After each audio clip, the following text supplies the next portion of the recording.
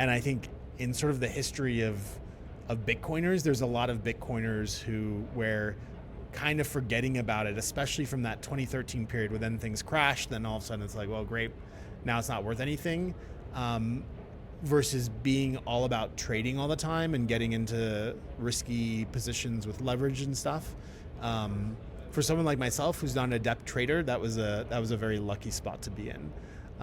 Likewise, at the time in Silicon Valley, I had a bunch of friends who were into Bitcoin. Tons and tons of people were into Bitcoin, and one of my friends' startups, they were pivoting through a bunch of different ideas, and they set up a massive GPU mine in their house. I mean, it was crazy. They just had motherboards out and CPUs in those motherboards, and they densely packed them in their garage. And it was one of the craziest stories.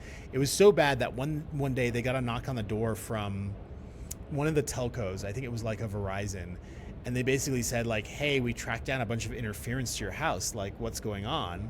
And they're like, "Do you guys have a warrant? Like, what do you mean what's going on?" And they said, "Well, we don't have a warrant, but if we bring in like the FCC to come scan your house, like things get really, really bad because the fines are massive." And they're like, "Okay, I guess we'll show you to our garage." And the guy scans around and he's like, "Yeah, the interference is from all these crazy open computers and motherboards."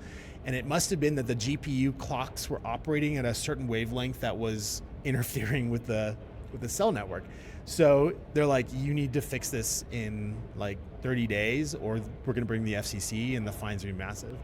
And they figured out that they could wrap everything in chicken wire, that the chicken wire attenuated the signal just perfectly enough that it brought them below the threshold, and they were good. So 30 days later, the guys come, they check, and it's like, "Great, you're set."